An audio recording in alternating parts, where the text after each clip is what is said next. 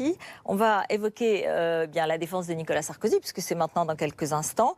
Et on va écouter Laurent Wauquiez qui l'a défendu tout à l'heure, ou en tout cas l'a soutenu. Il a évidemment tout mon soutien et tout mon support personnel dans cette bataille dans laquelle il va s'engager. Et puis, j'ai confiance dans la justice de mon pays. Mais comment malgré tout pas rester songeur quand il a fallu plus de 11 ans de procédure? Je pense que cette interrogation, on peut l'avoir. Bonsoir David, bonsoir David Revaud-Dallon, chef du service politique du JDD. Florian Silniki, vous avez fondé l'agence de communication de crise La French'Com. Bonsoir Thierry Arnaud, chef du service politique de BFM TV. On entend Laurent Wauquiez, on a entendu même Alain Juppé aujourd'hui exprimer leur solidarité. L'ex-chef de l'État va s'exprimer ce soir à la télévision pour se défendre. Juste, il n'est plus président, il n'est plus candidat à une élection. Quel est l'enjeu pour lui ce soir, David? D'abord, il n'est plus candidat, évidemment, en l'état actuel des choses, à l'instant T, mais vous savez pertinemment, Ruth, qu'un ancien président, il est toujours un petit peu potentiellement candidat. C'est-à-dire que même si les conditions ne sont pas réunies, et évidemment la primaire de 2011 l'a montré, puisqu'il a été sorti au premier tour de la primaire de la droite, on peut légitimement considérer qu'un président, Valéry Giscard d'Estaing, François Hollande, Nicolas Sarkozy, un président qui a été battu au bout d'un mandat, il cherche toujours, ou il rêve, il caresse toujours l'espoir de revenir. Ça, c'est son rêve, il y a la réalité. Après, il y a quand même une forme de stature politique. Il y a quand même, je dirais aussi, un cours à la bourse des conférences, par exemple. C'est bien, est-ce que quand on est mis en examen dans un dossier comme celui-là, c'est quand même, j'imagine, un petit peu plus compliqué pour aller faire des conférences rémunérées à tel ou tel coin du globe. Et puis, bien sûr, il y a une réputation générale pour Sarkozy, mais aussi pour la droite, qui sort quand même d'une campagne présidentielle pour le moins pénible sur le plan des affaires, qui avait, avec une nouvelle génération, et bien sûr avec Laurent Wauquiez, l'intention de tourner la page. Et là, patatras, eh bien, elle est rattrapée et par son passé, et par pas le passé le plus récent, puisqu'il s'agit quand même d'affaires qui remontent à 2007. Florian Silniki, qu'est-ce qu'il peut dire? De quelle façon il peut être audible ce soir, l'ancien président? Ce soir, il va évidemment jouer l'émotion, il va avoir à cœur de se défendre. On l'a vu d'ailleurs avec la fuite organisée de sa défense dans le Figaro. Il va s'appuyer au fond sur deux points essentiels. La stratégie du doute. Il va évidemment nous expliquer que parce qu'il y a déjà eu des mensonges de gens qui l'accusent, eh bien, ces accusations peuvent aussi être des mensonges. Et il va ensuite avoir une autre stratégie qui est celle du discrédit. Il va tenter de discréditer le personnage pour mieux discréditer le personnage qui l'accuse, pour mieux discréditer les accusations qui sont portées par ces personnages.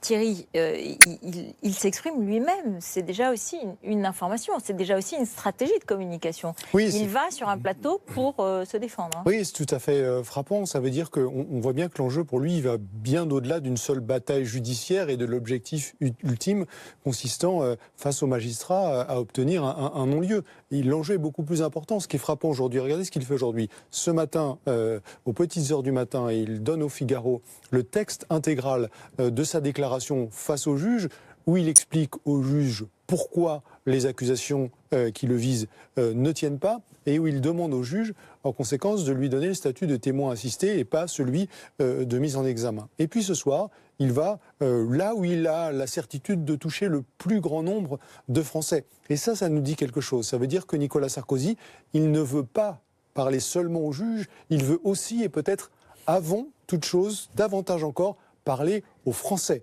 Et il veut, de ce point de vue-là, préserver son image, préserver son capital auprès des Français, préserver sa réputation auprès des Français. Et il y a sans doute un mot qu'il emploiera également ce soir à la télévision, préserver son honneur auprès des Français. Son honneur, sachant que ces derniers jours, et notamment depuis le début de la garde à vue, on disait aussi dans son entourage, mais nous, on n'a plus d'élections à venir, on n'a plus ce qui compte pour nous, ce sont les juges.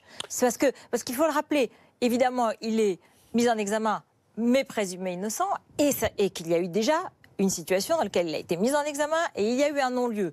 Et d'autres situations dans lesquelles il est mis en examen et pour lesquelles on attend toujours le renvoi correctionnel dans le Big Malion et encore la suite de la procédure. Donc tout est évolutif, mais il y a eu aussi des situations dans lesquelles on a pu il a pu faire marche arrière. Absolument, c'est vrai, mais c'est sans doute aussi la raison pour laquelle il argumente de cette façon, parce que dans ce fameux papier qui a été transmis au Figaro, enfin dans cet argumentaire qui a été plaidé devant les magistrats instructeurs, c'est une réponse, presque c'est une réponse d'avocat, c'est l'avocat Sarkozy qui point par point, pied à pied, démonte, ou tente de démonter les accusations, les témoignages d'une part qui sont portés à son encontre, et puis qui explique qu'il n'y a pas d'éléments graves et concordants, c'est la réponse, c'est la procédure judiciaire qui serait de nature à aboutir à cette mise en examen. Donc il y a le pénal, mais bien sûr il y a le politique. Et ce qu'il va faire tout à l'heure en direct à la télévision, c'est évidemment la dimension politique, parce que, il est, comme disait Thierry, il n'y a plus seulement les magistrats instructeurs, il y a l'opinion,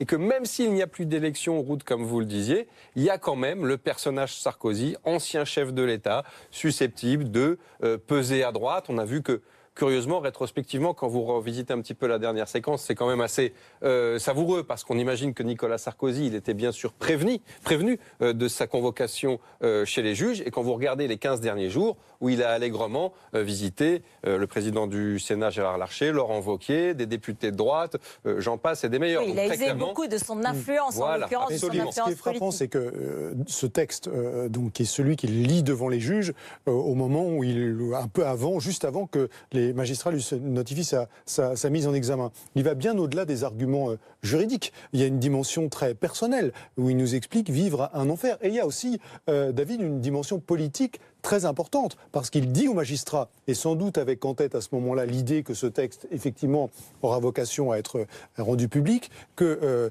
non seulement il vient en faire à titre personnel, mais il considère que les informations qui ont fuité sur ces accusations dont il fait l'objet, lui ont fait perdre, ou au minimum ont contribué à lui faire perdre l'élection présidentielle de 2012. Par 1,5 point d'écart, précise-t-il. Précise-t-il, absolument. Et par ailleurs, ont également, dit-il, contribué, de son point de vue, à lui faire perdre la primaire de la droite en 2016, dès le premier tour. Un mot qu'il devrait prononcer ce soir. L'enjeu de ce soir, c'est sauver l'héritage Sarkozy. C'est laver l'honneur de l'homme, mais aussi sauver l'héritage politique. Le virus, la politique, c'est un virus qui ne vous quitte pas. Il n'a rien à perdre à part sauver l'honneur et son héritage. Merci beaucoup, merci à tous les trois. On en parlera évidemment tout au long de la soirée sur BFM TV. C'est maintenant le 20h avec Alain Marchal.